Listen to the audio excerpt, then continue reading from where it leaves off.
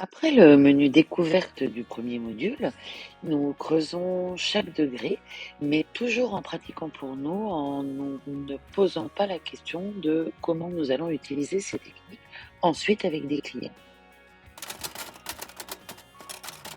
Nous commençons donc par le premier degré, le socle de la méthode sophrologique, le retour au présent, notamment par la conscience du corps et de la respiration. Et j'admets que j'apprécie moyennement certaines techniques, par exemple certaines techniques debout, qui sont pas toujours très confortables pour moi au début, mais finalement avec le temps, je finis par les apprivoiser, en comprendre l'intérêt et elles me font beaucoup de bien. Nous poursuivons avec le deuxième degré qui aborde entre autres le futur. Et là c'est pareil, parfois je suis un petit peu dans l'inconfort parce que le futur ça peut être un petit peu anxiogène, mais je m'aperçois avec la pratique qu'en final, apprendre à se projeter dans le futur de façon plus constructive tout en restant réaliste, ça peut être vraiment très soutenant et très aidant.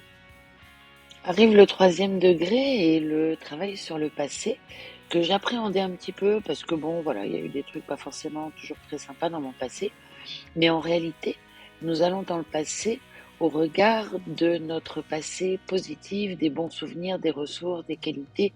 Et ça fait du bien de s'apercevoir qu'il y a tant de ressources et de belles choses dans mon passé.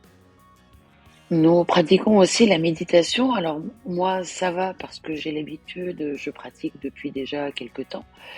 Mais en revanche, pour certaines de mes co-stagiaires, c'est un petit peu plus compliqué. La posture, le fait de rester là comme ça en silence, c'est pas toujours très confortable.